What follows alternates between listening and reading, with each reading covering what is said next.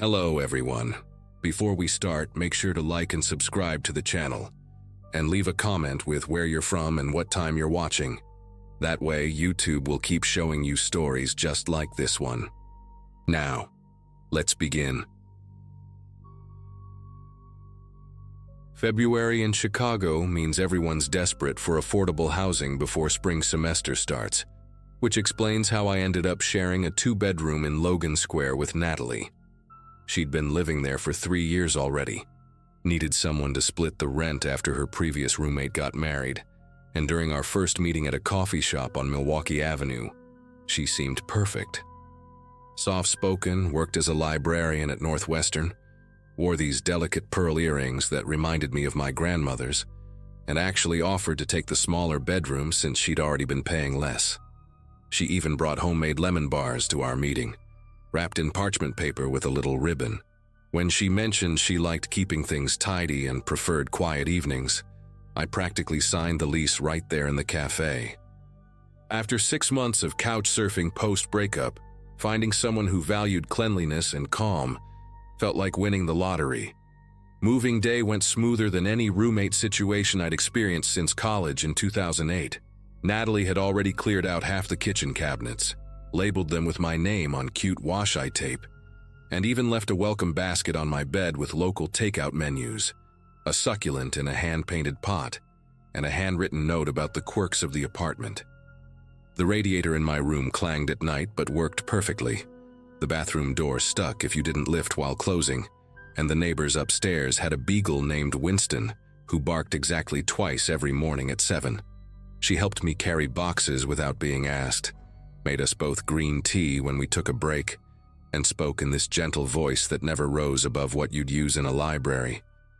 That first week I kept waiting for the catch, for some awful habit to reveal itself. But everything stayed pleasant. We developed an easy routine where she'd make coffee in the mornings while I handled dinner prep, and we'd chat about books or her weird patron stories while cooking. Everything changed on a Thursday night in March, exactly 5 weeks after I'd moved in. I'd been rushing to finish a presentation for work and left my cereal bowl in the sink, planning to wash it after my video call ended. The meeting ran long, almost 2 hours of budget discussions and timeline adjustments, and I honestly forgot about the bowl sitting there with milk residue slowly drying into concrete. When I finally emerged from my room around 8, Natalie stood at the kitchen counter holding a glass of water, staring at that bowl like it had personally insulted her entire family line. Her knuckles went white around the glass, and before I could even apologize, she raised it above her head and slammed it down against the granite counter with this guttural scream that came from somewhere deep in her chest. Glass exploded everywhere, tiny shards catching the overhead light like demented snow, and a piece caught her palm, drawing a thin line of blood that dripped onto the floor. The silence after felt louder than the crash itself. Natalie stood there, examining her bleeding hand with this detached curiosity, like she'd never seen blood before. Then she looked up at me, and her face had already shifted back to that serene expression she always wore, except now blood was pooling in her cupped palm and glass crunched under her slippers as she moved. "I'm so sorry about that," she said in her library voice, grabbing a dish towel to wrap her hand. "Sometimes things just need to break, you understand? Like pressure valves in old boilers, they have to release, or the whole system fails catastrophically." She started picking up the larger pieces with her good hand, humming some melody I didn't recognize, and when I tried to help, she waved me away with the bloody towel. No, this is my mess. But maybe we could both try harder to keep the sink clear? Dried food attracts roaches, and once they establish a colony in the walls, you have to fumigate the entire building." The way she said it, calm and factual, while blood seeped through the towel and glass glittered across our kitchen floor, made every hair on my arms stand straight up.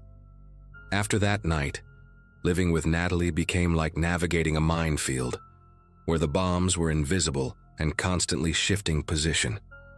Some days she'd be her old self, bringing home pastries from the French bakery down the street, organizing our spice rack by cuisine type, discussing her theory about why mystery novels were actually comfort reading for anxious people.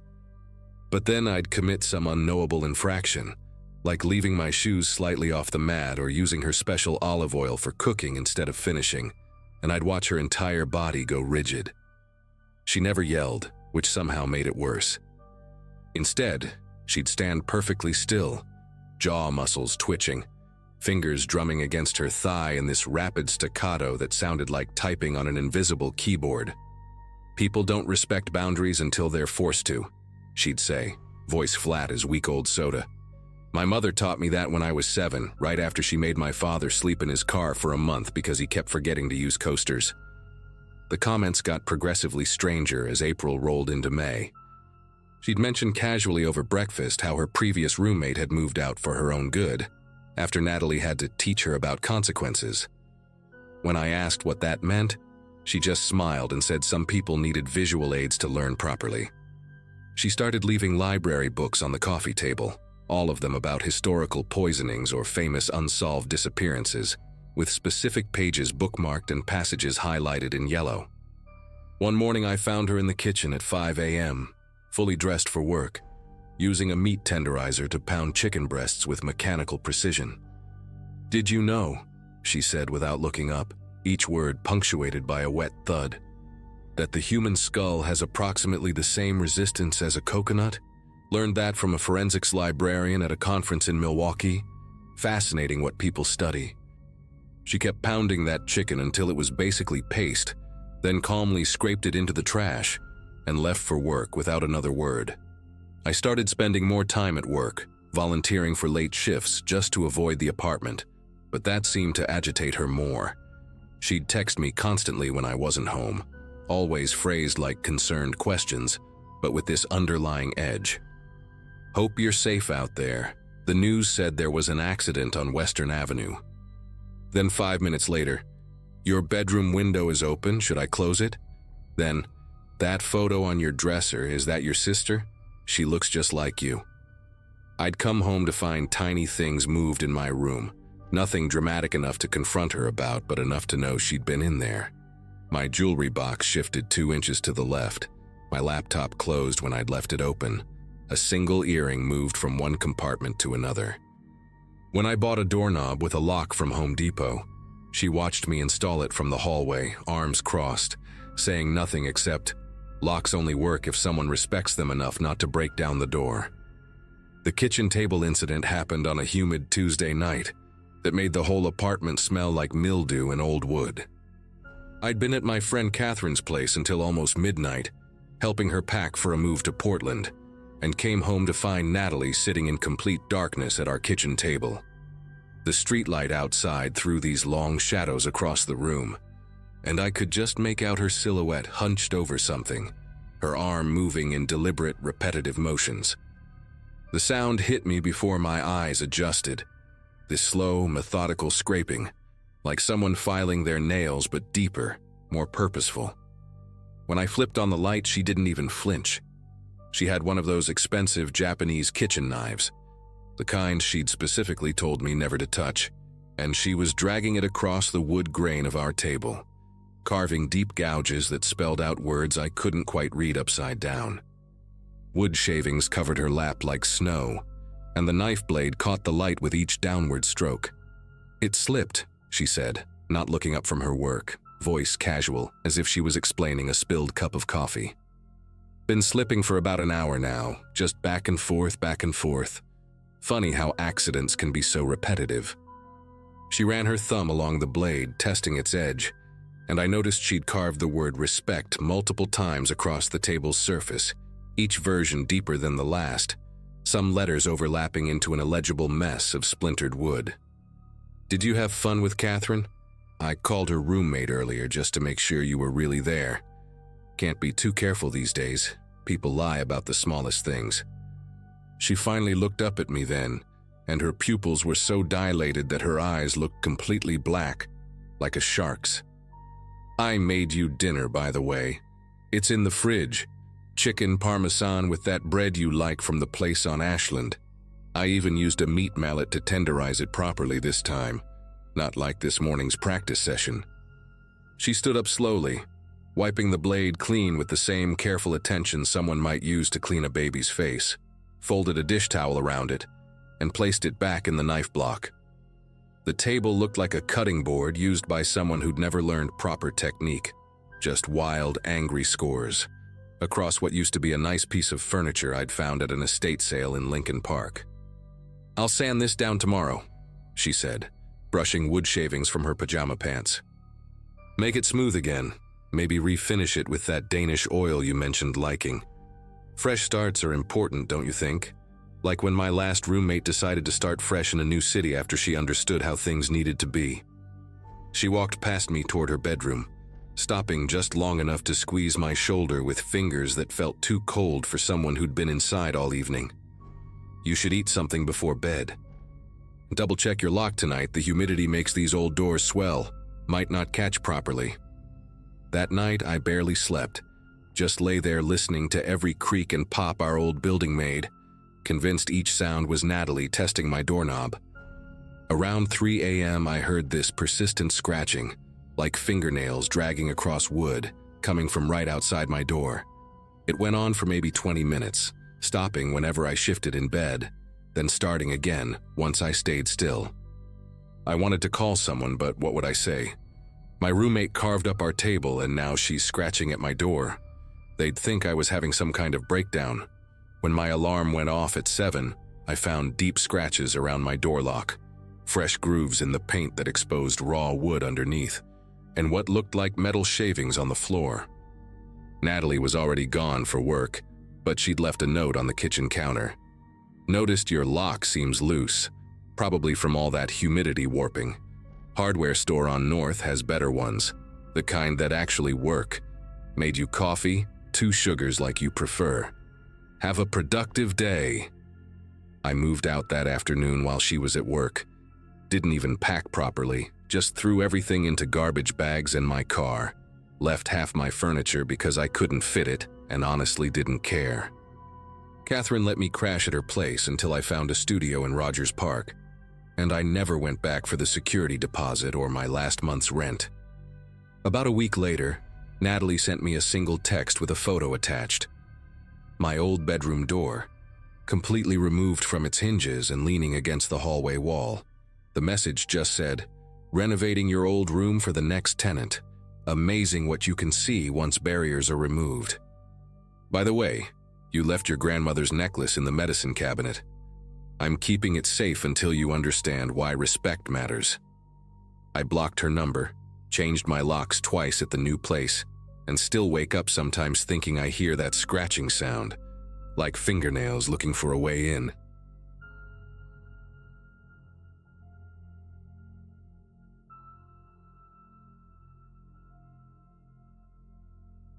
Moving into that apartment on Cedar Street should have been perfect. January in Boston is brutal, and finding a place with reasonable rent and working heat seemed too good to be true. The ad said, "Professional female seeking clean, responsible roommate," and during our video chat, Melissa seemed normal enough. She worked in pharmaceutical research, had a pleasant laugh, and even joked about how her last roommate left dishes in the sink for days. When she offered me the room after just one conversation, saying she had a good feeling about me, I jumped at the chance. My job at the museum had just gone full-time, and after crashing on couches since graduation 5 years earlier, I was ready for stability. The day I moved in, she'd left a welcome basket on the kitchen counter with organic tea, locally made soap, and a handwritten note about keeping our shared space harmonious. Within the first week, I noticed the labels. Every shelf in the refrigerator had one. Every cabinet, too. Not just Melissa and guest, but specific instructions printed on a label maker in tiny, precise font. Dairy products, seal completely after each use, and leftovers, date and consume within 48 hours. And raw meat, bottom shelf only in sealed container. I actually found it helpful at first, coming from places where roommates ate each other's food without asking. Melissa explained she'd had food poisoning once that put her in the hospital for 3 days, nearly caused kidney failure, and ever since she'd been careful about food safety. Made sense to me. She kept a detailed cleaning schedule posted on the fridge with checkboxes for daily, weekly, and monthly tasks, all color-coded by room. She'd already filled in her initials for the next 2 weeks. When I grabbed the pen to add mine to a few slots, she gently took it from my hand and produced an identical pen from a drawer, explaining we each needed our own to prevent cross-contamination of germs. By March, the rules had multiplied like bacteria in a petri dish. Hand washing became mandatory every hour, on the hour. Melissa installed a small chime system in the apartment that would ring, and wherever I was, whatever I was doing, I had to stop and wash. She bought special soap, the medical-grade kind that surgeons use, and demonstrated the proper technique while counting to 20 in her head. The bathroom door had to stay open during washing so she could hear the water running for the full duration. She started timing my showers too, knocking after exactly 7 minutes to remind me that longer exposure to moisture encouraged mold growth in the bathroom. The kitchen sponge got replaced daily, and she began photographing it each night before bed to ensure I hadn't used it incorrectly during the day. She showed me these photos sometimes, zooming in on areas where she claimed to see improper ringing patterns or evidence I'd cleaned the counter in the wrong direction. Her bedroom door had 3 different locks on it by then, and she carried all the keys on a lanyard around her neck, even when she was home. Once I walked past while she was entering and caught a glimpse inside. The room looked like a medical supply closet had merged with a laboratory. Shelves of cleaning products lined one wall, all facing the same direction with labels turned outward. She had what appeared to be an air purifier in every corner, their white noise creating a constant hum that seeped through the walls at night. A desk held several notebooks, their spines labeled with dates, and a laptop connected to what I realized was a camera system. She noticed me looking and quickly shut the door, but not before I saw my own face on the screen, captured from what must have been a camera in the living room. That night at dinner, she casually mentioned she'd installed security cameras for our safety just in the common areas, nothing invasive. She said it while cutting her chicken into perfectly equal squares, each one exactly the same size, arranged in a grid on her plate before she'd take a single bite. The smell incident happened on a Tuesday. I'd made myself a tuna sandwich for lunch, nothing fancy, just something quick between meetings while working from home. Melissa walked in as I was eating at the kitchen table and her whole body went rigid. She covered her nose with both hands and backed against the wall like I'd pulled out a weapon. The way she looked at me, eyes wide and glassy, you'd think I was eating roadkill. She started gagging, actually ran to the bathroom, and I heard her throwing up. When she came back, pale and shaking, she had a printed sheet in her hand. New rule, effective immediately. No fish products in the apartment. Ever. The smell, she explained, could permeate the air filtration system and trigger her migraines. She made me throw out the sandwich, the rest of the tuna, even the mayo because it had been contaminated by proximity. Then she supervised while I scrubbed the table with 3 different cleaners, opened every window despite it being 40 degrees outside, and ran the kitchen fan for 6 hours straight. After that, the food rules became a minefield I couldn't navigate. No garlic, onions, or anything from the allium family. No fermented foods because they indicated bacterial growth. No reheating takeout because restaurants couldn't be trusted to follow proper safety protocols. She started inspecting my groceries when I brought them home, checking expiration dates with a magnifying glass, questioning the storage temperature of the store I'd shopped at, once throwing away a whole bag of apples because one had a tiny brown spot that she said indicated widespread cellular decay. She began sending me articles about foodborne illnesses at all hours, with subject lines like, "This is why we check dates," and "Woman dies from unwashed lettuce, please read." My phone would buzz at 2, 3 in the morning with links to medical journals about parasites found in improperly stored grain products. She'd quiz me about them the next day, standing in my doorway with her arms crossed, asking if I'd understood the severity of the risk I was bringing into our home. I started getting sick on a Wednesday morning in April. Nothing dramatic at first, just a wave of nausea that hit while I was brushing my teeth. I figured it was stress, maybe lack of sleep from tiptoeing around the apartment like I was defusing a bomb. But then came the dizziness, strong enough that I had to grab the bathroom counter to stay upright. My mouth tasted like copper pennies, and my stomach cramped hard enough to double me over. Melissa heard me dry heaving and appeared in the doorway, keeping a careful distance of at least 6 feet. She didn't offer help or ask if I was okay. Instead, she pulled out her phone and started recording, narrating in a flat voice about contamination protocols and documenting the time and my symptoms. She said I'd probably eaten something improper, that this was inevitable given my casual approach to food safety. While I sat on the bathroom floor, she sprayed disinfectant in the hallway, creating a chemical fog between us. The next morning was worse. I woke up feeling like someone had filled my body with wet sand, everything heavy and wrong.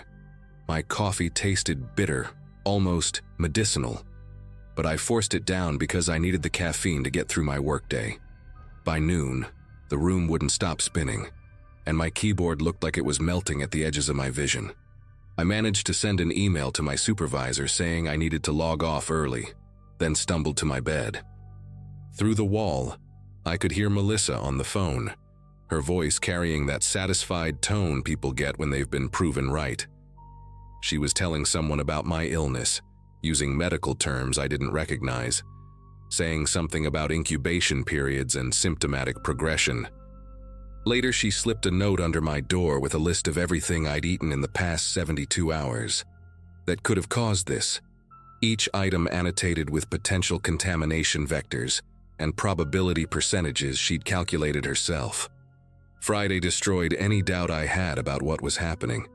I'd stopped eating her food completely by then, surviving on sealed protein bars and bottled water I kept in my room. But somehow the sickness got worse. My joints ached like someone was driving needles through them, and my skin felt too tight for my body. I dragged myself to the kitchen around midnight for some crackers, moving slow to avoid waking her. The apartment was dark except for a strip of light under Melissa's door. As I reached for my crackers box, I noticed my water bottle from earlier sitting on the counter. I specifically remembered leaving it in my room. The cap was on, but the safety seal I'd made with tape was broken. My heart started pounding so hard I thought it might crack my ribs. I grabbed the bottle and held it up to the window, using the streetlight to see inside. There, swirling at the bottom like tiny ghosts, were white particles that definitely hadn't been there before. I heard her door open before I saw her. She stood in the hallway, backlit so I couldn't see her face, just her silhouette in those medical scrubs she wore as pajamas. Neither of us moved for what felt like hours but was probably seconds. Then she spoke, her voice calm and measured like she was explaining something obvious to a child. She said I was contaminating the environment, that my presence was a bacterial hazard, that she'd been documenting everything for weeks. The way I breathed wrong, spreading germs, how I walked, stirring up dust particles. My very existence in her space was an infection that needed to be treated. She had notebooks full of evidence, she said, photos of every surface I'd touched, samples of my hair she'd collected from the shower drain, detailed logs of my bathroom habits. She'd calculated the exact rate at which I was deteriorating the apartment's sterility.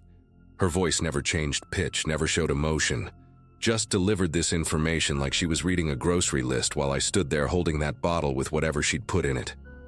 She took a step forward, and I saw her face clearly for the first time in days. Her eyes had dark circles so deep they looked bruised, and her lips were cracked and bleeding at the corners from constant washing and sanitizing. She told me she'd been trying to help me understand through progressive intervention, small doses of Ipecac in my coffee to induce mild nausea, hoping I'd connect it to my poor hygiene habits. Activated charcoal mixed into my water to absorb the toxins she believed I was spreading. She'd researched everything carefully, she assured me, keeping the doses just below dangerous levels. She had spreadsheets tracking my reactions, graphs showing the correlation between my symptoms and my contamination incidents. This was for my own good, she explained, and for the good of everyone who had to share air with me. Her hands shook as she talked, not from fear, but from exhaustion. She mentioned she hadn't slept more than 2 hours at a time in weeks, too busy monitoring the apartment's bacterial load and documenting my infractions. I left that night with nothing but my laptop and the clothes I was wearing.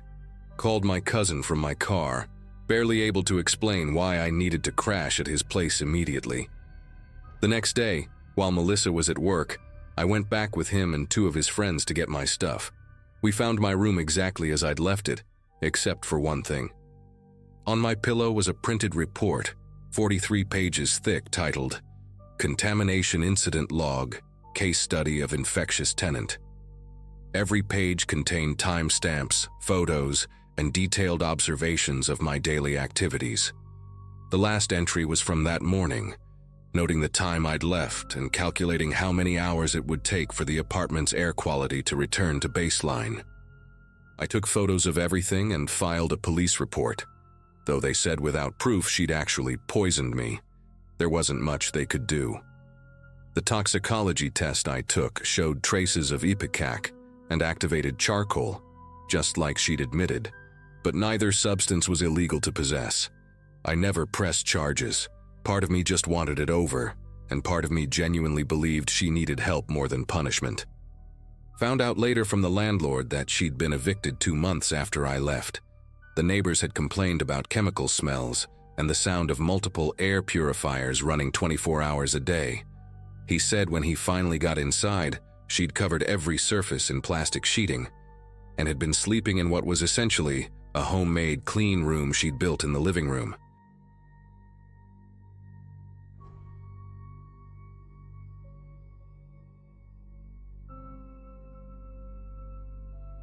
Finding a decent room in Denver during the spring of 2022 was about as likely as snow in July, especially with my budget stretched thinner than dollar store toilet paper. After crashing on couches for 2 months following a messy breakup, I jumped at the Craigslist ad for a furnished bedroom in a 2-story house near Colfax Avenue. The rent was reasonable, utilities included, and the owner, an older guy named Harold who lived out of state, only asked for first month and a small deposit. When I met my potential roommate Colin during the walkthrough, he seemed like the ideal match. Quiet, clean-cut, worked some kind of night security job that kept him out most evenings.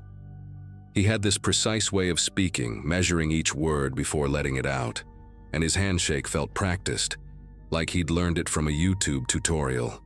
But hell, after dealing with my ex's constant drama and her collection of rescue ferrets that destroyed everything, a boring roommate sounded perfect. Moving in took all of 20 minutes since everything I owned fit in my beat-up Subaru Outback. Colin helped carry my boxes upstairs, mentioning he'd been living there for about 8 months and liked keeping to himself. Fair enough, I thought, since I wasn't looking for a new best friend either. That first week went smooth as butter. We crossed paths maybe twice, usually when I was heading to my morning shift at the warehouse and he was just getting in. He'd give this little nod, keys jingling in his hand, and disappear into his room at the end of the hall. The house had this old-school layout with creaky hardwood floors that announced every footstep, thin walls that let you hear when someone turned on a faucet, and a shared bathroom between our bedrooms. But the place was clean, the Wi-Fi worked, and nobody was screaming about ferrets chewing through electrical cords at 2 in the morning. It wasn't until the second week that I noticed the pattern. Every single night, no matter what, Colin would come home at exactly 3 in the morning. I'm talking exactly, like he had an alarm set to walk through that door at 3:01. The house would be dead quiet, then I'd hear his key in the lock, the front door creaking open, his footsteps on those old stairs. Always the same rhythm, same pace, like he was counting each step. Then came the shower. Within 2 minutes of getting home, I'd hear the bathroom door close and the water start running. Not unusual for someone getting off a late shift, except Colin would stay in there for an hour, sometimes longer. The water would run the entire time, and through those thin walls I could hear him scrubbing, this aggressive, repetitive sound, like he was trying to remove his own skin. The soap dispenser would pump over and over, and there was this other noise, metal on porcelain, that I later figured out was him using a nail brush on his hands. One night I got up to pee around 4:30 and found the bathroom door still closed, steam seeping out from underneath like smoke from a fire. The water was running, but it had changed from the rush of hot water to that hollow sound pipes make when the heater tank is empty. Colin was still in there, still scrubbing, and I could hear him breathing hard, these sharp little gasps between the sound of bristles on skin. I knocked, asked if everything was okay, and the scrubbing stopped immediately. Total silence except for the cold water hitting the tub. Then his voice came through the door, calm and measured like always, saying he'd be done in a minute. When he finally came out 15 minutes later, his hands were raw and pink, the skin around his nails white and puckered like he'd been underwater for hours. He walked past me without making eye contact, leaving wet footprints down the hall, and I noticed his fingernails were so clean they almost looked fake, like those display hands at nail salons. Colin's room was at the end of the hall, past the bathroom, and he kept it locked even when he was home. Not just locked, but deadbolted, with one of those heavy-duty locks you see on storage units. I only noticed because I was helping Harold's handyman fix a leak in the ceiling one afternoon while Colin was out. The guy, Rick, made some joke about Fort Knox while gesturing at Colin's door, then told me Colin had installed that lock himself, drilled right into the door frame without asking permission. Rick had been in there once, months before I moved in to check the radiator. Said the room was sparse, just a mattress on the floor and boxes stacked against the walls, everything labeled with dates in black marker. But what stuck with him was this metal lockbox, like a small safe, that Colin had tucked behind his dresser. When Rick moved the dresser to get to the radiator, Colin appeared out of nowhere, even though he was supposed to be at work, and practically shoved the furniture back into place. About 3 weeks into living there, I was grabbing my laundry from my room when I heard this crash from Colin's end of the hall. Not like something falling, more like metal hitting wood, followed by dead silence. I called out, asking if he was okay, and got nothing back. His door was closed, that giant lock gleaming in the hallway light. I figured he'd dropped something and didn't want to deal with conversation, which tracked with his whole vibe. But later that night, around midnight, I passed his room on my way to the kitchen and heard him talking on the phone. His voice was different, higher-pitched and nervous, saying something about keeping them separated and rotation schedule, and how he needed at least another month. Then he must have moved closer to the door because I heard him say, clear as day, "Nobody knows. The new roommate doesn't suspect anything." I practically tiptoed back to my room, my heart hammering against my ribs, trying to convince myself I'd misheard or taken it out of context. The next morning was a Saturday, and Colin had actually left the house before noon for once.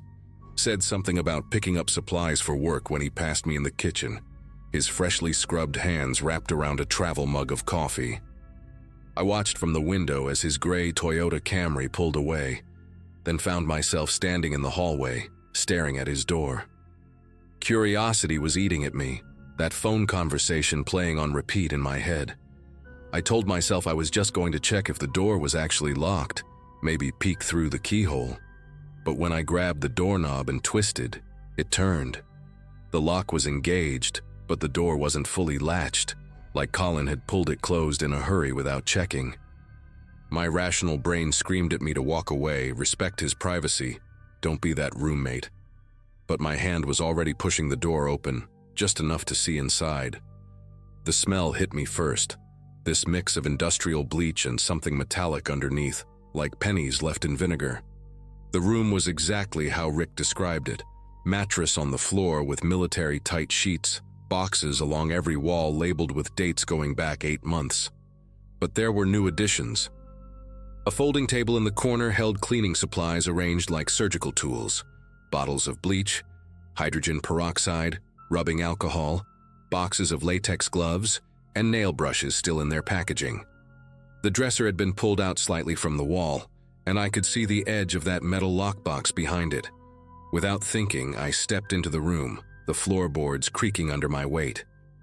The box was heavier than it looked, maybe 40 pounds, and when I tried to shift it, something inside moved with a dull thud, like a bowling ball rolling in slow motion. There was a padlock on the front, one of those expensive ones that probably cost more than our monthly utilities.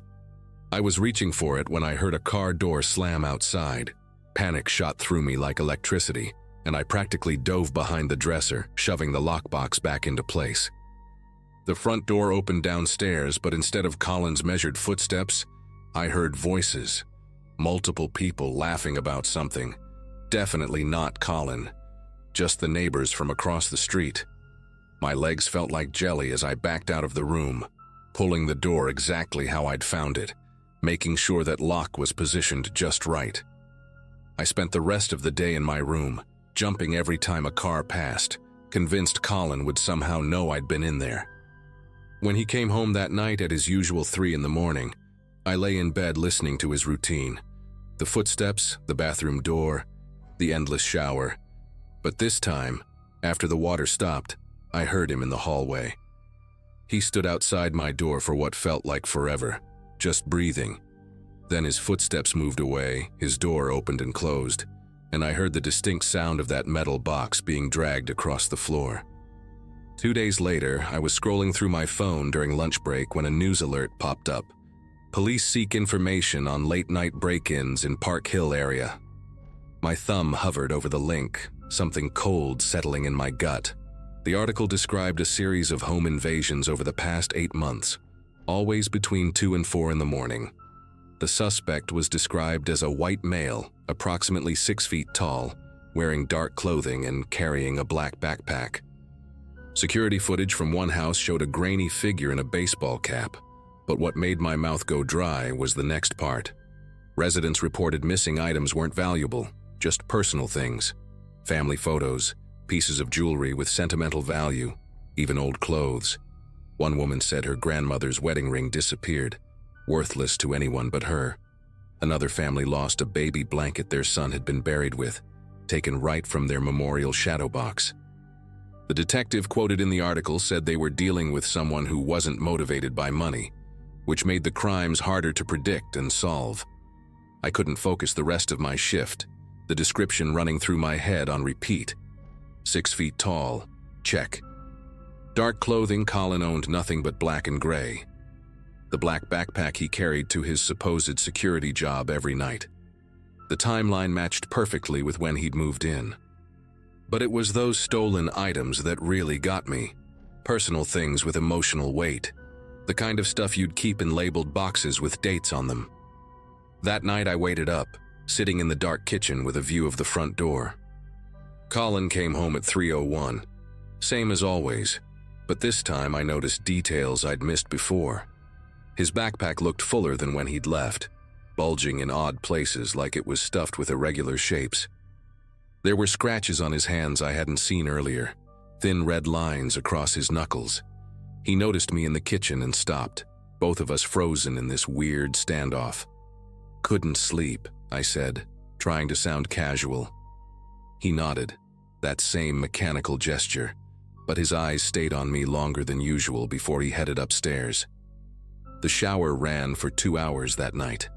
The next evening, I decided to check the laundry room while Colin was supposedly at work. We had one of those old washer-dryer combos in the basement, the kind that takes forever to run a cycle. I hadn't done laundry in a few days, figured I'd throw in a load before bed. But when I opened the washer, it was already full of wet clothes, twisted together like they'd been sitting there for hours. I pulled out a shirt, some designer brand I'd never seen Colin wear, way too small for him anyway. Then came a woman's cardigan with pearl buttons, a kid's soccer jersey with Mason printed on the back, a man's tie with someone's initials embroidered on it.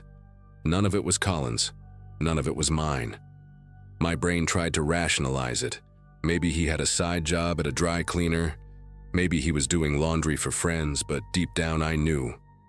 These were trophies, someone else's memories that he was washing clean, stripping away the smell and DNA evidence before adding them to those dated boxes in his room. I stuffed everything back in the washer, closed it, and went upstairs to pack my things. I was out of that house within an hour, crashing at a motel until I could find a new place. Called in an anonymous tip to the police the next morning, told them about Colin, the house on Colfax, the clothes in the washer. Never heard if anything came of it, but the break-in stopped according to the news. Sometimes I still wake up at 3 in the morning, and I swear I can hear that shower running, the sound of someone scrubbing their guilt away, one stolen memory at a time.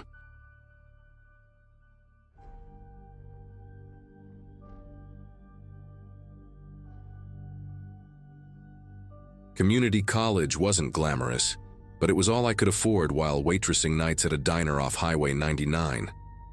23 and still figuring things out, I'd been crashing on couches since my parents sold the house and moved to Arizona for Dad's health. When I saw the ad for a roommate on the campus bulletin board, neat handwriting offering a furnished room for $350 a month, I almost cried from relief. The girl who answered my call sounded professional, maybe a few years older than me, introducing herself as Veronica. She worked in medical billing, she said, and just needed someone quiet and clean to help with rent. We met at a coffee shop near campus that same week, and she brought a folder with apartment photos, utility breakdowns, even a suggested chore schedule typed up and laminated. Veronica had this way of making everything seem easy, like she'd already solved problems I hadn't even thought of yet. She wore business casual even on a Saturday, her auburn hair pulled back in a low bun that never seemed to have a single strand out of place. While I fumbled with my backpack, spilling pens everywhere, she calmly helped me gather them up, sliding a lease agreement across the table with highlighted sections for my convenience. The apartment was in a converted Victorian near downtown, nothing fancy but clean, with tall windows that actually opened, and a clawfoot tub that she'd already stocked with those expensive bath salts from the organic store. She even offered to wait on the security deposit until I got my next paycheck, writing up a little payment plan on letterhead she'd designed herself. Moving in felt like winning some kind of adult lottery, finally catching a break after months of everything going wrong. The first month was perfect, almost suspiciously so now that I think about it. Veronica had this whole system for everything, colored bins for recycling, a shared calendar on the fridge with our work schedules, even a little basket by the door where we'd sort mail. She taught me her filing method for important documents, insisting I keep my social security card and birth certificate in the fireproof safe she'd bought for us to share. When I mentioned struggling with my statistics homework, she connected me with a tutor from her office, some guy named Brandon who charged half the going rate. She'd cook extra portions of her meal prep on Sundays, leaving containers with my name written in her perfect cursive. My co-workers at the diner kept saying I looked healthier, more put together, and they were right. Having stability, having someone who seemed to genuinely care about organizing life's chaos, it changed everything. Small things started going missing in November, though I didn't connect them at first. A credit card offer I'd been expecting never showed up, but junk mail still arrived daily. My phone bill came 3 days late with a past due notice, even though I always paid through autopay. Veronica was sympathetic, helping me call customer service while she worked on her laptop beside me, her fingers flying across the keyboard as she did her medical coding. She even offered to add me to her family phone plan to save money, pulling up spreadsheets showing how much I'd save annually. When my student loan statement never arrived, she drove me to the campus financial aid office on her lunch break, waiting in her idling Camry while I sorted things out inside. The lady at the desk seemed confused, said they had updated contact information on file, some address in Nevada I'd never heard of.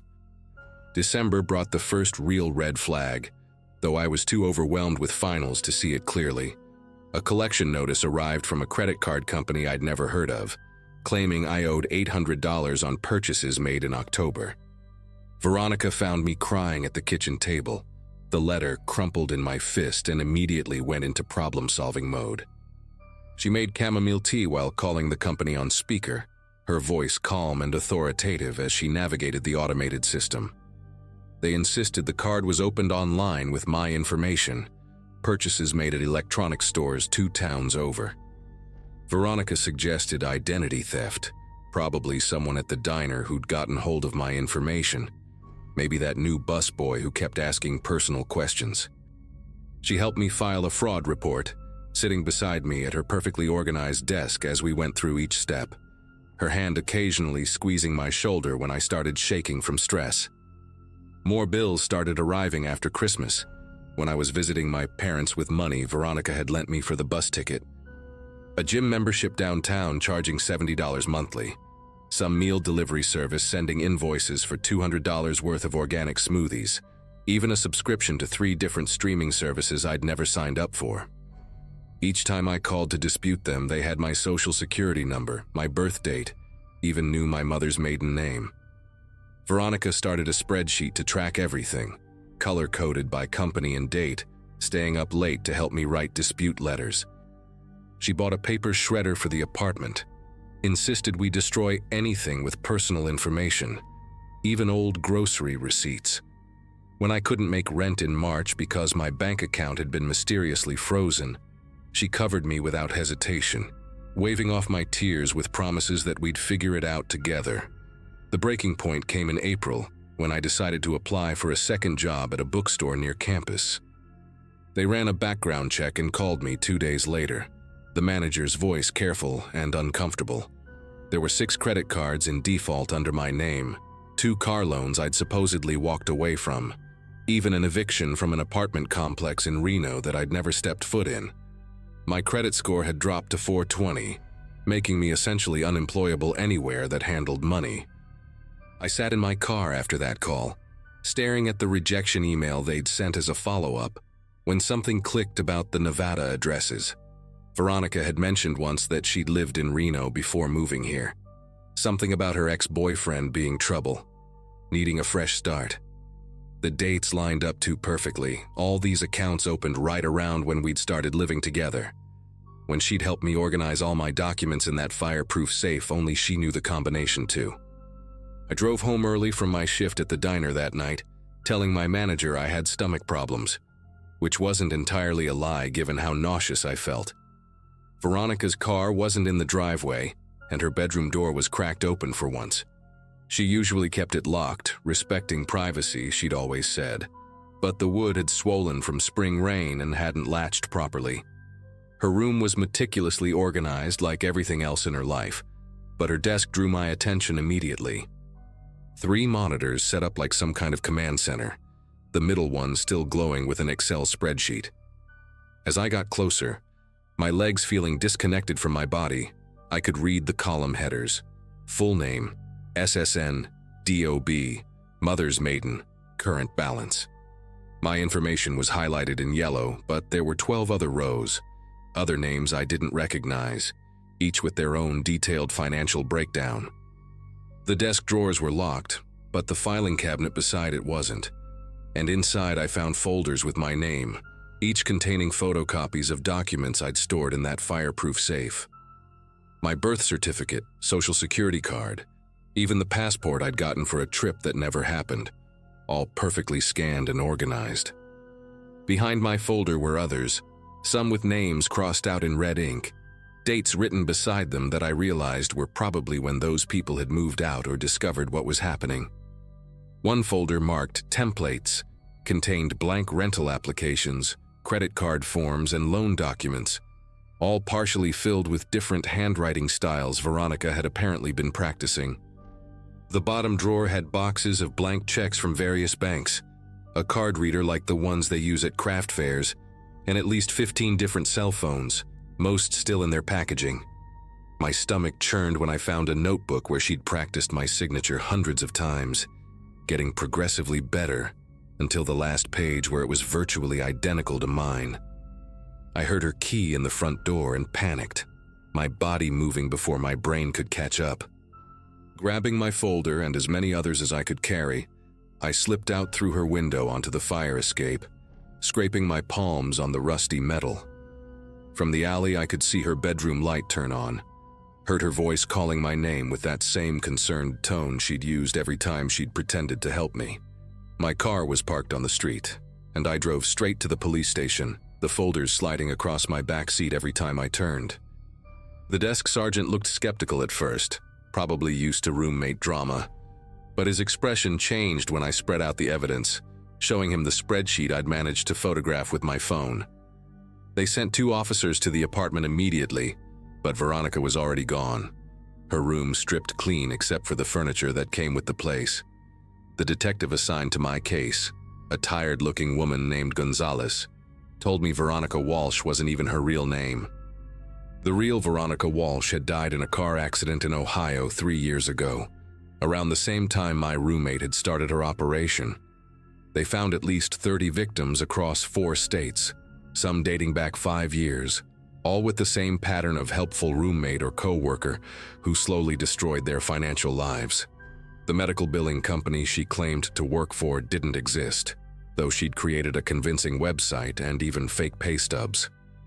Detective Gonzalez helped me file all the paperwork for identity recovery, a stack of forms that took 3 hours to complete, but she warned me it would take years to fully clean up my credit.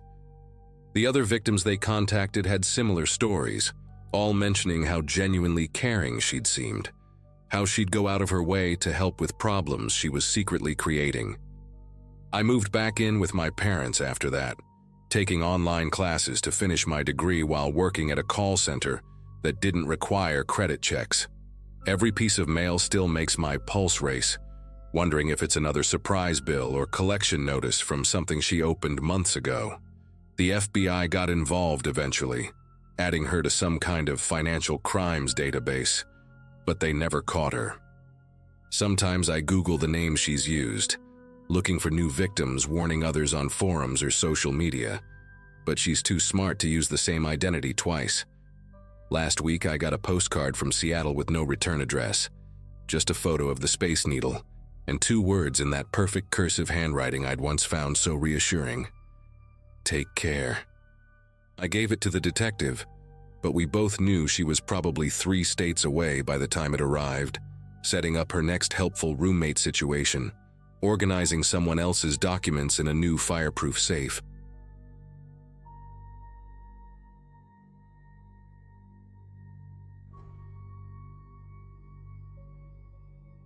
Rent in the city had gotten so ridiculous that I'd started calculating how many meals I could skip to afford a decent place. My lease ended in May 2023, and after 2 months of couch surfing and scrolling through listings that made me question humanity, converted garages, basements that flooded seasonally, rooms where the private entrance meant crawling through a window, I finally found something that didn't make me want to cry. 2-bedroom apartment on Berkshire Road, natural light, functioning appliances, and rent that wouldn't require selling plasma twice a week. The catch was simple. It came with a roommate named Julian who'd already been living there for 8 months. The landlord said he was quiet, reliable, paid his half on time. That sounded ideal. I'd graduated with my communications degree back in 2021, spent the last couple years working at a marketing firm downtown, and honestly just needed a stable address while I figured out if this job was actually leading somewhere, or if I was just too scared to admit I'd made the wrong choice. Julian answered the door on move-in day, wearing sweatpants and a Pearl Jam shirt so faded the logo had nearly disappeared. Early 30s maybe. Dark hair buzzed short, pale skin that suggested he rarely saw daylight. He had this smile that seemed calculated, like he'd practiced the exact right amount of friendliness without overdoing it. Polite but distant, the kind of expression you'd give a bank teller. He helped me carry boxes up the stairs without being asked, which I appreciated, but between every trip he'd wipe his hands on his pants like the cardboard texture bothered him more than it should. When we finished, he made coffee and walked me through the apartment's quirks with unsettling precision. The thermostat needed to be held at a 45-degree angle to register. The bathroom sink drained slow, so never fill it past halfway. The kitchen window stuck at a specific point, so forcing it might crack the frame. He listed everything like he was reading from a maintenance manual he'd memorized. Then, while rinsing out his mug, he mentioned almost casually that he'd been doing anger management therapy for about a year now. Breathing techniques, weekly sessions, journaling, all that stuff. He said it the same way someone might mention they'd started going to the gym. I told him that was good, really good, and tried not to let my expression change because honestly, everyone's working through something. The first week felt normal enough, or at least what I'd expected from living with a stranger. Julian kept to himself mostly, spending long stretches in his room with the door closed, only emerging for food or to use the bathroom. He worked from home doing something with data analysis. I never got the full explanation and didn't push for one. We developed this unspoken rhythm where we'd nod at each other in the hallway, maybe exchange a few words about groceries or whose turn it was to take out the trash, then retreat back to our separate spaces. He kept the shared areas obsessively clean, which I appreciated at first. The kitchen counter always gleamed. Dishes never sat in the sink for more than an hour. Even the living room couch cushions stayed perfectly aligned. I figured he just had high standards for cleanliness. Then on a Wednesday evening, I'd made myself dinner and left my coffee mug on the counter while I went to grab my phone from my room. I couldn't have been gone more than 3 minutes. When I came back, Julian was standing in the kitchen, holding the mug with both hands, staring at it like it had personally insulted him. His jaw was clenched so tight I could see the muscles working beneath his skin, and his breathing came in short, controlled bursts through his nose. He didn't acknowledge me at all, just set the mug down in the exact center of the drying rack with deliberate precision, then walked to his room and closed the door hard enough that the frame shook. I stood there for a solid minute, trying to process what I'd just witnessed. The whole interaction had lasted maybe 15 seconds but left this uncomfortable weight in the air, like the moment after someone narrowly avoids a car accident and everyone's still processing how close it came. I picked up the mug and put it away in the cabinet, then spent the rest of the evening in my room wondering if I'd somehow violated some unspoken rule I didn't know existed. Maybe he'd had a bad day. Maybe the therapy wasn't working as well as he'd hoped. I convinced myself it was a one-time thing, just stress bubbling over in a weird way. People have off days. The next morning he acted completely normal, made small talk about the weather while we both grabbed breakfast, even laughed at some stupid joke I made about the news. I relaxed. Then that evening I left the bathroom light on by accident after brushing my teeth. And when I came back 10 minutes later, the bulb was unscrewed and sitting on the counter, and Julian's door was closed again. No explanation, no confrontation, just the removed bulb as evidence that I'd done something wrong. I screwed it back in and made a mental note to be more careful, but this uneasy feeling had started settling into my chest, this awareness that I was being watched and evaluated in ways I couldn't predict or understand. The incidents escalated in frequency, but never in any pattern I could map out. A cabinet door I'd left slightly ajar would be slammed shut hard enough that I'd hear it from my room, followed by complete silence. The television remote would disappear from the coffee table where I'd left it, only to reappear days later in the exact same spot, as if testing whether I'd notice or say something. One morning I found all the kitchen chairs pushed in at perfect 90-degree angles to the table, even though I'd left one pulled out the night before, when I'd gotten up for water. Julian never mentioned any of it. He'd pass me in the hallway with that same rehearsed smile, ask how work was going, comment on the weather forecast like we were neighbors making pleasant conversation over a fence. But I'd started noticing things about him that I'd missed initially. The way his fingers would drum against his thigh in rapid succession when he thought nobody was watching. How he'd pause mid-sentence sometimes and stare at a spot on the wall like he was fighting to stay present in the conversation. The fact that he always positioned himself in rooms so he could see the exits. The apartment began to feel like a stage where we were both performing normalcy, while something ugly festered underneath. I started keeping my bedroom door locked constantly, even when I was just going to the kitchen for 30 seconds. It felt paranoid. But the alternative, leaving my space unguarded, felt worse. Then came the night that changed everything. I'd gone to bed around 11, exhausted from a long day of pointless meetings and client emails that could have been texts. I'm normally a heavy sleeper, the kind of person who could sleep through a freight train passing 6 inches from my head. But around 2 in the morning, I woke up to a sound that my brain couldn't immediately identify. A rhythmic thumping, like someone beating a rug or hammering something soft. I lay there in the dark, disoriented and trying to convince myself I'd imagined it, when I heard what sounded like wood splintering, followed by a low guttural sound that might have been words, but came out too strangled to understand. My heart started pounding in that sick, heavy way where you can feel it in your throat and behind your eyes. I grabbed my phone and used the flashlight to navigate to my door, unlocked it as quietly as possible, and eased it open just enough to see into the living room. What I saw didn't make sense at first, like my brain refused to assemble the image into something coherent. The coffee table was flipped on its side. One of the chairs from the kitchen lay in pieces near the television, and Julian sat cross-legged in the center of the room in complete darkness, his back to me, shoulders rising and falling with deep, deliberate breaths. He wasn't moving otherwise, just sitting there like a statue, and in the faint light from the street lamps outside I could see he was staring at the broken chair with this intense focus, like if he looked away it might reassemble itself or vanish entirely. I must have made some sound, a sharp intake of breath, the floor creaking under my weight, something, because his head tilted slightly to the side, not turning to look at me but acknowledging that he knew I was there. My entire body went rigid. Every instinct screamed at me to close the door, lock it, maybe push my dresser against it for good measure, but I couldn't move. We stayed like that for what felt like an hour, but was probably only 20 seconds, this awful suspended moment where I was terrified he'd turn around and equally terrified of what I'd see if he did. Then he spoke, and his voice came out flat and mechanical, stripped of any emotion. "Sometimes it just happens," he said. "I don't remember doing it.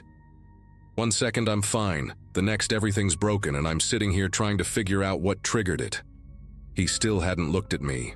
I managed to force words out of my throat, asked if he was okay, if he needed anything, stupid questions born from the desperate human need to fill horrible silence with something. Anything. He shook his head slowly and told me to go back to bed, that he'd clean it up in the morning, that I shouldn't worry about it. The way he said shouldn't worry made it clear that I absolutely should worry, that we both knew this had crossed some line we couldn't uncross. I backed into my room, closed the door, locked it, and spent the rest of the night sitting on my bed with my phone in my hand, debating whether to call someone but having no idea who or what I'd even say. Morning came with aggressive sunlight and the sound of Julian cleaning the living room. I stayed in my room until I heard his door close, then ventured out to find everything restored to perfect order. The table upright, the broken chair gone, even the carpet vacuumed to erase any evidence of debris. If I hadn't seen it myself, I could have convinced myself I'd had some vivid nightmare brought on by stress or bad takeout. But I had seen it, and now I couldn't unsee it, couldn't pretend this was just an eccentric roommate with quirks I needed to tolerate. I started spending more time away from the apartment, taking longer routes home from work, grabbing dinner out instead of cooking, finding excuses to visit friends even on weeknights when I'd normally collapse on the couch with Netflix. Anything to minimize the hours I spent sharing space with someone whose anger existed on a hair trigger I couldn't see or predict. Julian seemed to notice my absence but never commented on it directly. He'd leave passive observations in conversation. "Haven't seen you much lately," or "You're keeping busy these days," delivered in that same flat tone that made every statement feel like an accusation wrapped in fake concern.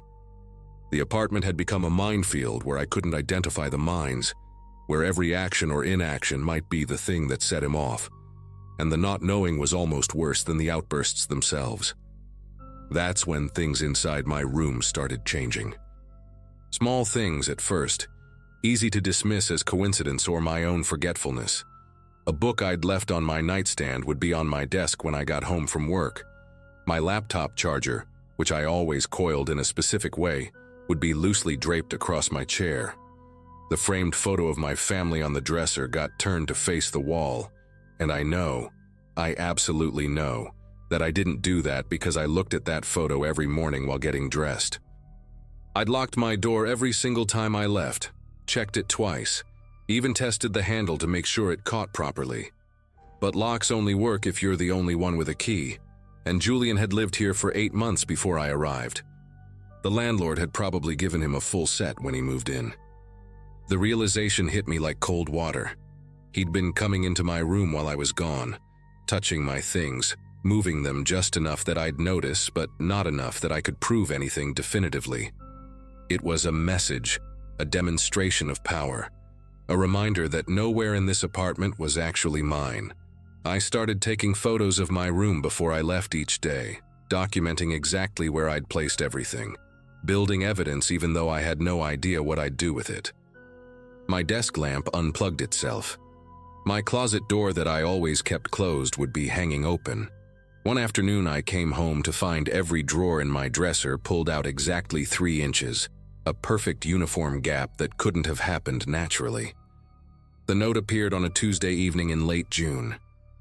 I'd gotten home around 7, unlocked my door, and immediately noticed the small folded piece of paper on the floor just inside the threshold, like it had been slipped underneath while I was gone. My hands felt numb as I picked it up.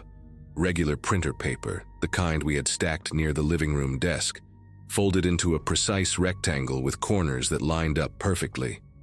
I unfolded it and found 3 words written in the center in neat, mechanical handwriting. "You push limits." That was it. No signature, no explanation, no context, just those 3 words that could mean absolutely anything or nothing depending on how paranoid I wanted to be. Except I knew exactly what it meant. It meant he'd been cataloging every minor deviation from his invisible rules. The times I'd forgotten to push my chair in all the way. The morning I'd left the shower curtain bunched instead of spread evenly. The coffee grounds I'd accidentally spilled near the trash can and thought I'd cleaned up completely. It meant he'd been keeping score, and I'd crossed some threshold that existed only in his head, some arbitrary line that now put me in danger I couldn't measure or escape. I stood there holding that note, and realized with absolute clarity that I couldn't stay here.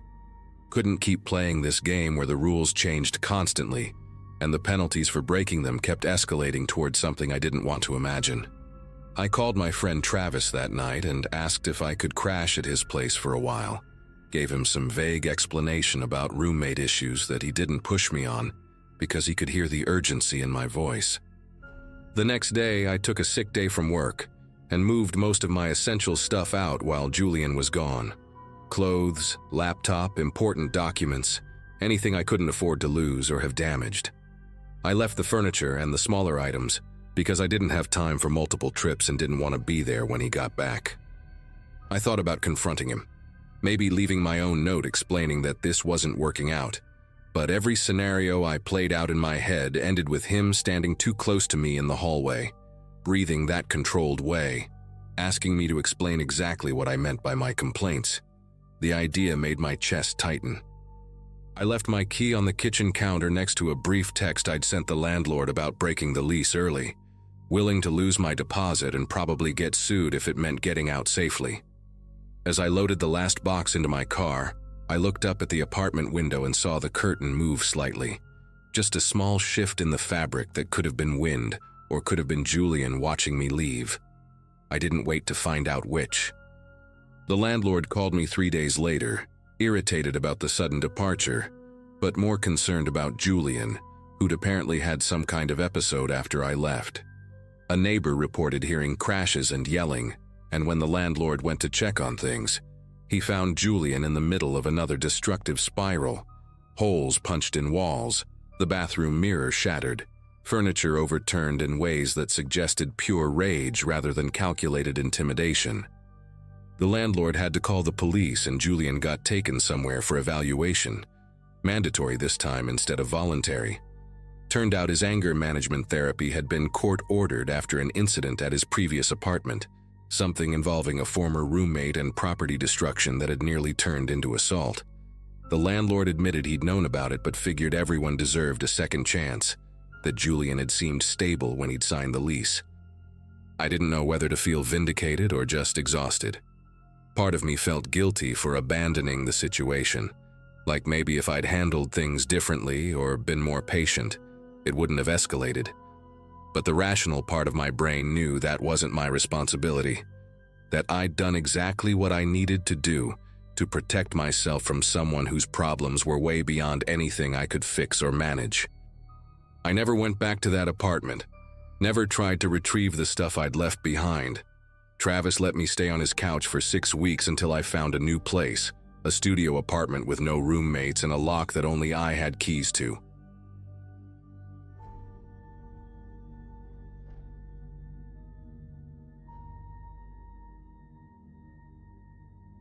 The listing popped up on my phone during a lunch break at the hospital where I had just started orientation. Affordable 2-bedroom near campus, roommate already living there, move in whenever. I was crashing on my friend's couch at the time and getting desperate for my own space, especially with 12-hour night shifts about to start. The current tenant, Vincent, responded within minutes. His texts were friendly, professional, mentioned he worked in IT support and traveled sometimes for conferences. We arranged to meet that Friday evening in late June 2023. When I pulled up, he was already outside waiting, dressed in a polo shirt with some tech company logo and khaki pants. He looked exactly like every IT guy I had ever met at the hospital, non-threatening, kind of awkward, eager to be helpful. The apartment was clean, the neighborhood felt safe, and Vincent kept reassuring me that the building was quiet and secure. I told him about my nursing schedule, the night shifts, and he said that actually worked perfectly since he was usually awake late anyway working on projects. I signed the papers that same evening. I moved my stuff in on a Saturday, and Vincent was there the whole time, practically jumping to help carry boxes up the stairs. He kept talking about improvements he wanted to make to the place, how he liked keeping things updated and efficient. The next day, Sunday afternoon, he showed up at my bedroom door holding a shopping bag from Best Buy. He had bought smart bulbs for the hallway in my room, plus this sleek little Wi-Fi extender that he said would boost the signal on my side of the apartment. There was also a smart speaker for the living room. He explained it would all help lower our electric bill and make things more convenient, especially for me coming home at odd hours from the hospital. Vincent set everything up himself, handed me his tablet to download the control app, and walked me through connecting each device. He positioned the extender right outside my bedroom door, angled toward the hallway. When I asked if he needed one for his side too, he laughed and said his room already had great signal. He demonstrated the voice commands, the dimming features, how I could set schedules for when I wanted lights on or off. It felt generous, honestly, like he was trying to be a good roommate and make me comfortable in a new place. The first week passed without incident. I worked my shifts, came home exhausted, and barely interacted with Vincent beyond polite greetings in the kitchen. He kept odd hours himself, often still awake when I dragged myself through the door at 7 in the morning. The smart bulbs were actually pretty convenient. I could turn off all the lights from my bed using my phone, which beat stumbling around in the dark. But then weird things started happening, small things that I tried to brush off as coincidence or technical glitches. The hallway light would turn on by itself around 3 in the morning, the exact time I usually got up to use the bathroom during my sleep. The first time it happened, I figured maybe I had set some kind of automatic timer and forgotten about it. The second time, I checked the app and there was no schedule programmed. The third time, I mentioned it to Vincent while making coffee, and he acted concerned, said sometimes the sensors could be finicky, offered to look into it. He messed with his phone for a minute and said he reset something. The lights stayed off for 2 nights after that. Then it started happening again, but worse.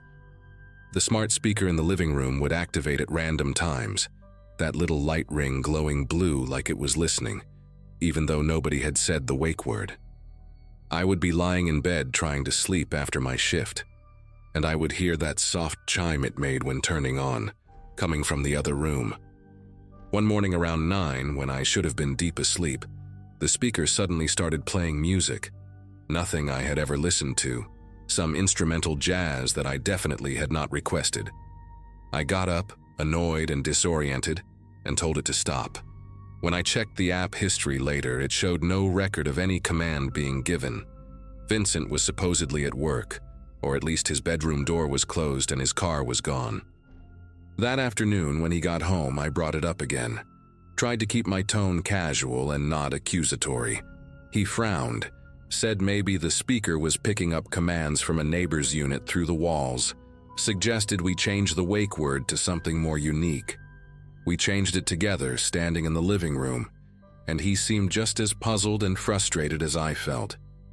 Part of me wondered if I was being paranoid, if working night shifts was messing with my head and making me imagine problems that were not really there. But then my phone started doing this thing where it would randomly try to connect to a Bluetooth device I had never seen before. The name was just 2 letters and a number, VK47, and it would pop up in my available devices list at the strangest times. Always when I was home, always when I was in my bedroom. The first few times I saw it, I ignored it. Figured it was someone else's speaker or headphones in a nearby apartment. Except it only appeared when I was inside my room, never in the living room or kitchen, and definitely not when I was at work. One night after my shift around 8 in the morning, I was getting ready for bed and noticed that VK47 was showing as available again. I was curious, maybe stupidly so, and I tried to connect to it just to see what would happen. My phone immediately said connection failed, like whatever device it was had rejected the pairing request. I sat there staring at my screen, and then it hit me. V and K were Vincent's initials. Vincent Kowalski, I remembered from the lease papers I had signed. My stomach twisted. Why would his device only show up when I was in my bedroom? And why would it be discoverable at all if he was not trying to connect to something? I did not confront him right away. Instead, I started paying closer attention to everything.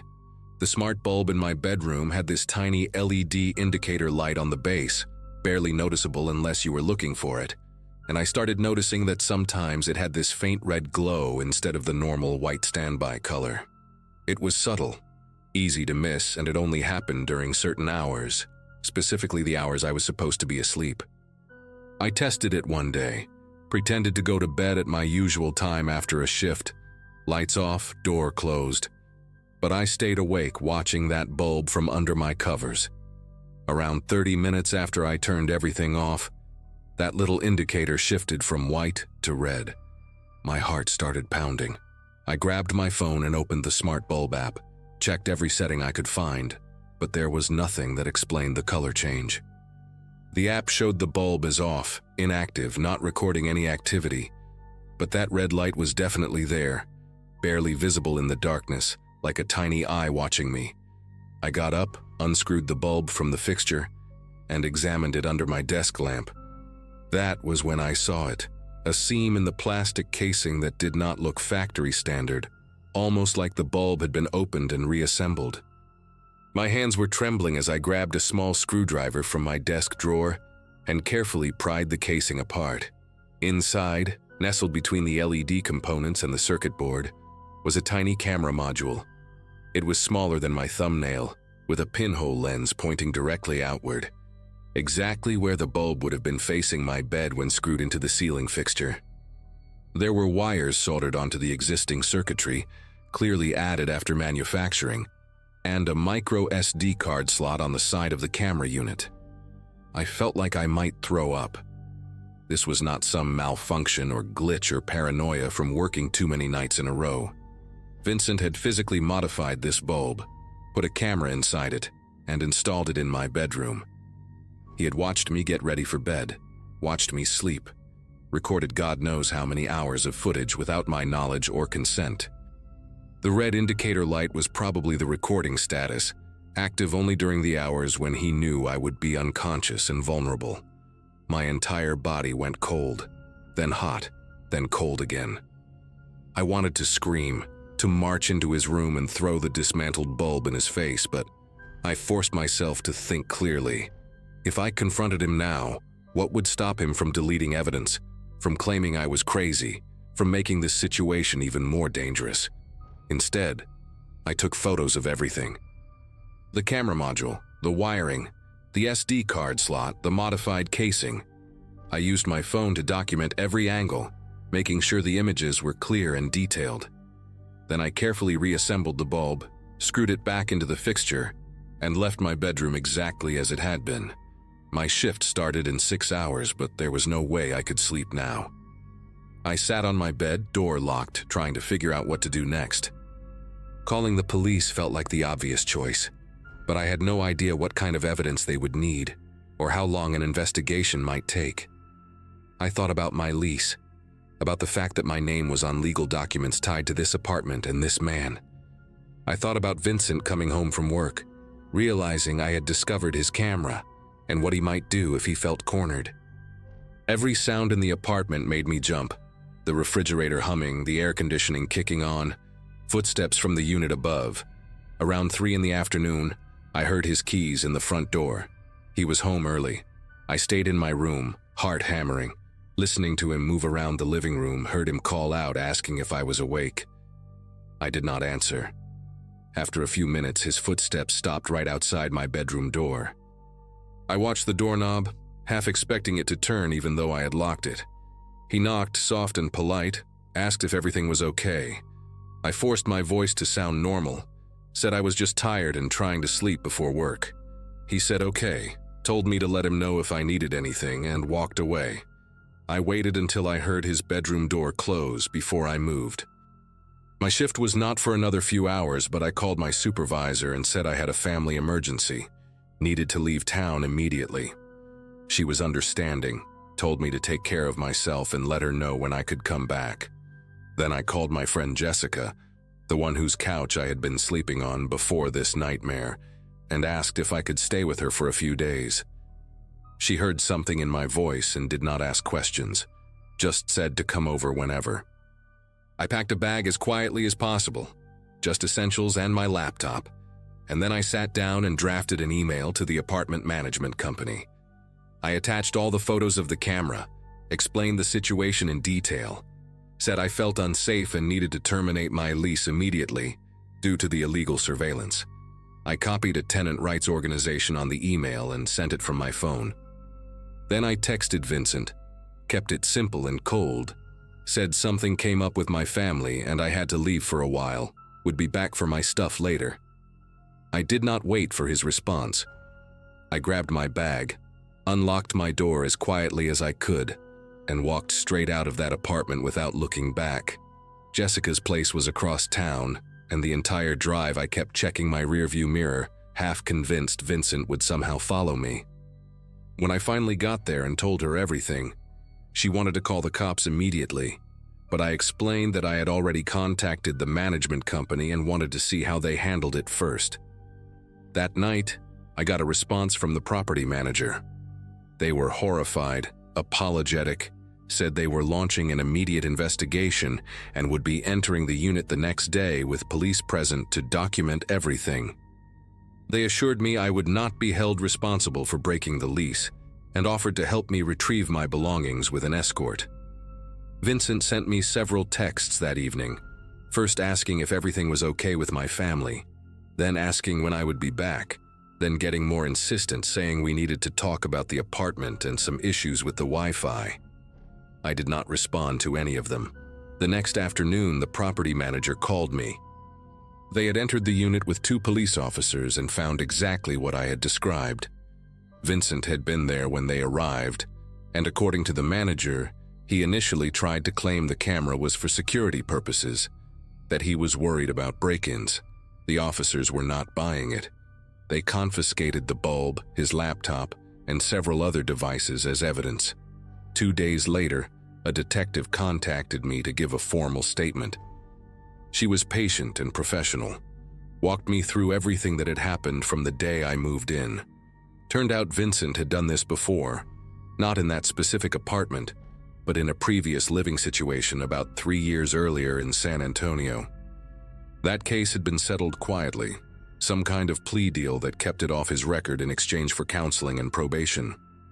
The detective told me that this time, with the physical evidence and my documentation, they had enough to charge him with illegal surveillance and potentially stalking. The SD card in the camera had over 40 hours of footage, all of it recorded during my sleep hours, all of it focused on my bed. She did not go into detail about what was on the recordings, and I did not ask because I genuinely did not want to know. Vincent was arrested and released on bail, but he was not allowed to return to the apartment. The management company formally evicted him and changed all the locks. They offered to let me move into a different unit in the building at no cost, but I could not imagine staying there, could not imagine walking past that building ever again without feeling sick. I ended up finding a studio apartment on the other side of town, more expensive than I wanted but worth it for the peace of mind. It took me weeks to feel comfortable sleeping in my own space again. I would wake up multiple times during the day, convinced I heard something, convinced someone was watching. I checked every light fixture, every outlet, every smoke detector for hidden cameras. Jessica stayed with me the first few nights, and honestly, I do not know what I would have done without her. Vincent tried to contact me once through a restricted number, left a voicemail saying he wanted to explain, that I had misunderstood the situation, that he never meant to hurt me. I saved the voicemail and forwarded it to the detective. His trial is set for next year, and I will have to testify, which I am dreading but also determined to do.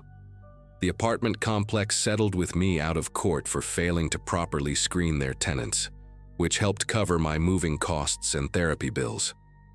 I still work night shifts at the hospital, still come home exhausted, but now I live alone and I keep my phone next to me at all times. I do not use smart bulbs anymore, do not have any smart devices in my apartment at all. Every single light is analog, every lock is manual, and I check them all twice before I try to sleep. People ask me sometimes why I'm so paranoid about technology now, and I just tell them I prefer to keep things simple. I do not usually share the full story because it feels too invasive, too violating, like giving away pieces of an experience that already took too much from me.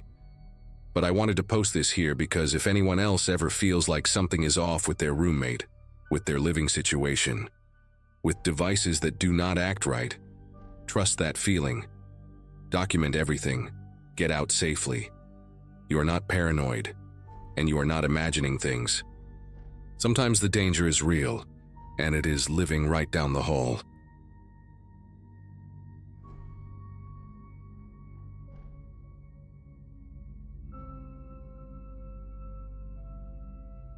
I moved into that condo during a time when my life felt strangely quiet, the kind of stretch where you're juggling work, bills, and a vague hope that things will eventually feel stable again. The place had 2 bedrooms, a small shared kitchen, and a long balcony that wrapped across both rooms. The leasing agent told me the current tenant, a woman named Erin, preferred to keep to herself and barely interacted with anyone. That honestly sounded perfect to me. I wasn't looking for a new best friend, just peace. On my first day there, she greeted me with a brief nod. Not rude, just distant. Almost like she was listening to something I couldn't hear. Her room stayed dim, the curtains always drawn, and she kept her door slightly cracked but never fully open. I took it as her way of signaling boundaries, and I respected that. For the first couple of days, everything seemed normal enough. Things started to feel strange about a week in, though not in a way that immediately set off alarms. I'd come home from work and notice my yogurt missing, or a half-eaten granola bar inside the box I hadn't touched yet. I'm not messy, so when containers were put back in the wrong spot or a jar had fingerprint smudges I didn't leave, it stood out. I chalked it up to misremembering because I didn't want to confront a roommate over something small, but the pattern kept repeating. Even the toothpaste I'd just bought seemed to get lighter each morning. At first I wondered if Erin simply didn't realize she was using my stuff, but the thought felt too convenient. Every time I tried knocking on her door to talk, she answered in this soft, quiet voice, as if she were standing far from the door, telling me she preferred keeping routines separate. The nights were the part that slowly started messing with my head. I'd lie in bed around midnight and hear footsteps moving across the living room. Slow, deliberate steps. Not the kind of pacing you hear when someone's restless. The weird part was always the same. Erin's bedroom light stayed completely dark. There was no glow, no flicker of a phone screen, no shadow passing under her door. I'd listen as the steps moved from the kitchen toward the hallway, then stop for a moment near my door, like someone was standing there deciding whether to knock. Sometimes I'd hear the faintest sound, almost like breathing drawing in sharply, then nothing. Silence, thick and immediate. When I'd check the next morning, the apartment would look untouched, like the night hadn't happened. The balcony became a place I avoided without even realizing it. Both bedrooms had sliding doors that opened onto the same long stretch of concrete railing, with only a thin divider between our sides. I kept my curtains closed most nights because I didn't like seeing my own reflection in the glass, but occasionally I'd catch a glimpse of movement outside when I walked past. It wasn't clear enough to identify, just a shift, like fabric catching a breeze. One evening after hearing the footsteps again, I noticed that my sliding door lock wasn't sitting flush like it usually did. It was slightly tilted, almost as if someone had pushed it up just enough for it to reset in a different position. I remember staring at it, telling myself it must have gotten loose somehow, but the thought didn't stick. Something wasn't adding up, and I could feel it settling into my chest in a way that wouldn't let me shrug it off anymore. The turning point came late one evening after a long shift at work. I got home around 10, and the condo felt unusually warm and still, like the air hadn't moved in hours. Erin's door was closed, no light seeping from the bottom, and the place looked exactly the way I'd left it. I tossed my bag onto my bed and went to shower, letting the hot water clear my head. When I came back into my room, the faint scent of citrus hit me, the kind from my cleaning spray that I hadn't used in days. My desk chair, which I always tuck in, was pushed back just enough to look wrong. I stood there for a full minute, trying to decide if I was imagining it, or if someone had actually been in my room while I was gone. The idea felt too intimate, too specific to be a misunderstanding, and it stayed with me the rest of the night. Around midnight, I heard the footsteps again, but this time they didn't move through the apartment. They came from outside, slow shuffling against the balcony floor, a rhythm too controlled to be the wind. I sat up in bed holding my breath so I could catch the faintest details. Something brushed the railing, a light scrape, followed by a soft thump, like someone leaning their weight against the divider between our rooms. I stared at the curtains, waiting for a shadow or a sign of movement, but the fabric stayed still. The only thing that shifted was the lock on my sliding door, rattling once, barely audible but impossible to miss. My heartbeat picked up in that uncomfortable pulsing way that makes your jaw clench. I knew in my gut the noise wasn't part of some harmless coincidence.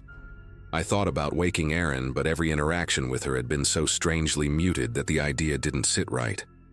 She kept to herself in a way that felt less like shyness, and more like she was hiding in plain sight. Earlier that week, I'd knocked to ask if she wanted me to cover part of the electric bill, and she answered from behind the door as if she didn't want me to see how close she was standing. Her voice always held this flat tone, steady and oddly practiced, like she was trying not to reveal anything real about herself. The memory replayed in my head as I listened to the balcony noises grow quieter. I waited, tense and alert, until the sounds faded completely, leaving the night feeling too empty, too staged. Once the quiet settled, I decided I couldn't go another minute without checking the balcony for myself. Every instinct told me not to open that sliding door, but the need to confirm what I suspected outweighed the fear. I pulled back the curtain slowly, just enough to peek through. The balcony was empty, but something about the scene felt wrong. Items out of place, small details that betrayed recent activity. The outdoor chair near the corner had been shifted toward my side, and the doormat I kept perfectly aligned with the frame had been nudged slightly sideways. It wasn't much, but it was enough to make my pulse throb in my ears. Someone had been out there, and they'd been close enough to touch the glass without me knowing.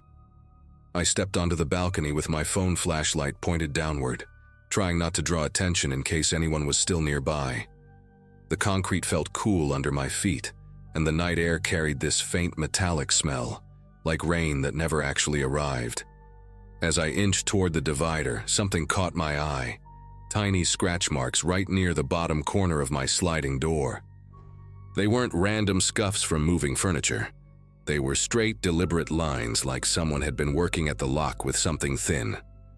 When I crouched down to look closer, I found a small piece of black rubber wedged beside the frame, the kind that looked like it belonged to the sole of a shoe. That was the moment everything clicked. Erin wasn't just quiet. She had been entering my room when I wasn't home. My mind raced through every odd detail I had brushed aside. The missing food, the rearranged items, the night footsteps. None of it felt harmless anymore. I backed away from the door, trying to keep my breathing steady as I re-entered my room. I locked the sliding door firmly, then rechecked the front door just to be sure. Part of me wanted to confront her right then, knock on her door and demand answers. But instincts told me that direct confrontation in the middle of the night wasn't a good idea. If she had been sneaking into my room for who knows how long, there was no telling how she'd respond if cornered. I texted a friend to let them know something seriously strange was going on, more for the comfort of knowing someone else was aware than anything else. Sleep didn't come. I lay awake listening to every sound, every creak, waiting for the slightest hint that she might try the balcony door again. The hours dragged until the sky finally started to lighten. Once the sun was fully up, I grabbed my bag, documents, and a handful of essentials. When I passed Erin's door on the way out, I noticed a thin line of light glowing from underneath it for the first time since I moved in. It flickered faintly, like she was pacing just out of view. That was enough to make me walk faster. I called the condo management from the parking lot and explained everything in blunt, nervous bursts. They told me to meet them with the police so they could legally access the unit and speak with her. When the officers arrived and entered the condo with management, Erin didn't answer her door.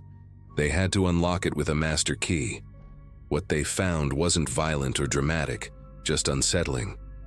Her room was almost completely empty, except for a mattress on the floor and a stack of notebooks lined neatly against the wall. No decorations, no clothes hung up, no signs of a normal routine. The sliding door to the balcony on her side had the same scratch marks as mine, only deeper, like she'd practiced on her own door first. The police questioned her when they located her later that afternoon, but she didn't give any explanations. She just said she liked access, whatever that meant. I moved out that same day, and to this day I still think about those nights, wondering how many times she walked into my room without me ever knowing.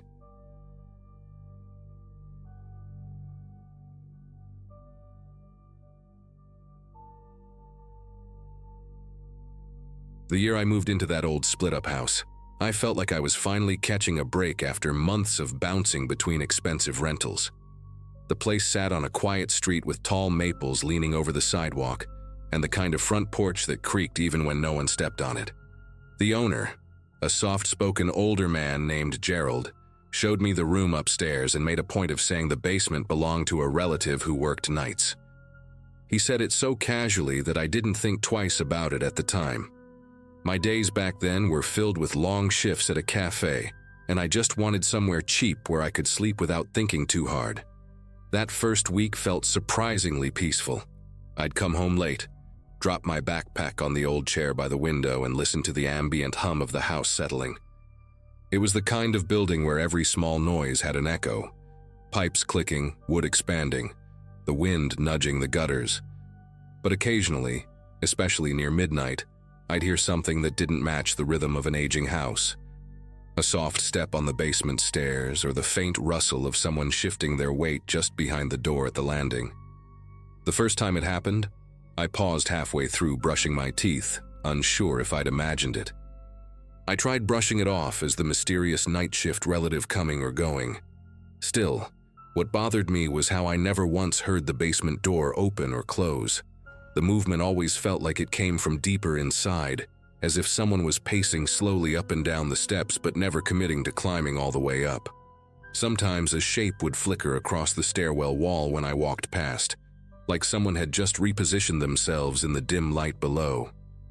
I'd lean over the railing, expecting to hear a voice or at least see a glimpse of someone heading down, but it always rounded back to silence. A couple weeks in, the house started giving me more reasons to pay attention. My grocery bags came a little lighter than I remembered packing them, and delivery orders never arrived, even though the app insisted they had. At first, I chalked it up to drivers leaving food at the wrong house. But then packages disappeared from the porch, small things I'd ordered online, nothing special, but enough to make me second-guess myself. One evening, after another missing delivery, I decided to get one of those cheap plug-in cameras people use as doorbells. I wasn't expecting much from it. I just wanted proof that my stuff wasn't magically vanishing into thin air. The camera was tiny, barely bigger than a key fob, but the live feed worked better than I expected. I pointed it toward the porch, angled enough to catch the basement door at the side of the house. That same night, while I sat on my bed folding my uniform shirt, my phone buzzed with a motion alert. I figured it was a raccoon or maybe a late delivery driver turning around, but when I opened the feed, I saw someone walking straight toward the basement door. The porch light barely reached that part of the house, so the person looked more like a shifting outline than anything else. Still, what caught my attention was the way they moved, steady, deliberate, like they knew exactly where they were going. Curiosity pushed me to turn up the phone brightness and squint. The stranger wasn't Gerald, and definitely not anyone I'd seen entering the house before. They wore a hood pulled low and carried something small in their right hand. A second later, they slipped a key into the basement lock and eased the door open. Not once did they look around, which made the whole thing feel rehearsed. The door shut behind them without a slam, just a muted click that I wouldn't have heard without the camera's mic. I waited for them to come back out, expecting the alert to go off again, but an hour passed with nothing. The next morning, I tried bringing it up casually with Gerald while he watered the plants near the driveway. He kept his attention on the soil, answering in short, clipped phrases, acting like he had somewhere to be. When I mentioned someone using a key to get into the basement, he stopped moving entirely. I watched him press his thumb into the dirt a little too hard before muttering something about a cousin stopping by. The explanation didn't really fit, especially since he avoided eye contact the rest of the conversation. When I headed inside, I caught a glimpse of the basement door again, and for the first time, I noticed deep scratches around the handle, light, uneven claw-like marks I hadn't seen before. That night is when everything spiraled. My shift ended early, and I got home before sunset, hoping the extra daylight would make the house feel less eerie. I warmed some leftover pasta, sat at the little desk in my room, and tried to relax, but the camera kept popping in my mind. Eventually, I opened the feed, expecting nothing but an empty porch. Instead, the screen showed movement near the basement door again. It was the same hooded stranger, but this time, instead of heading straight inside, they stood still for several seconds, facing the house. Not toward the street, toward my bedroom window upstairs. Watching that figure stare toward my window sent a rush of heat through my chest. I leaned back instinctively, even though I knew they couldn't see me from that angle.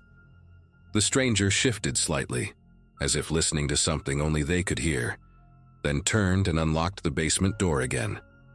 Before stepping inside, they paused and lifted their head just a little, almost like they were checking the second floor for movement. The camera mic picked up a faint scraping noise, metal brushing metal, right before the door closed behind them. I sat there for a long moment, unsure what to do, until the porch camera flashed a second alert. The alert wasn't from the basement door this time. It was from the walkway leading to the backyard. Someone else was back there, moving with a different gait, quicker and less careful. I tapped into the feed and saw Gerald walking with a flashlight, sweeping it across the fence as if he were searching for something. He didn't look toward the basement once. He didn't even seem aware someone had entered minutes earlier. His flashlight beam jerked around like he was looking for an animal that escaped. When he finally headed inside through the kitchen door, everything went still again. I sat with my phone in my hand, debating whether to call someone or pretend I hadn't seen any of it. Whatever courage I had left pushed me downstairs. I kept the phone in recording mode, not to document anything, but because holding it made me feel less alone. The house was quiet except for a faint rhythmic thump coming from the basement, like someone shifting boxes or dragging something across the concrete floor. When I reached the landing, the air had a heavy, earthy smell, mixed with something metallic that clung unpleasantly in the back of my throat. I stood there, listening, telling myself I'd knock once and then run back to my room if anything answered. But before I raised my hand, the sound stopped completely. Not gradually, instantly. As if whoever was down there had been listening for me the entire time. That was enough. I went back upstairs, grabbed my backpack, and left the house without turning off the lights. I stayed at a friend's place that night and returned the next morning with her and her brother so I wouldn't have to enter alone. When we arrived, the porch looked exactly the same, except the basement door was wide open. No sign of forced entry, no sign of Gerald. The inside of the basement smelled like dirt and old fabric, but it was empty.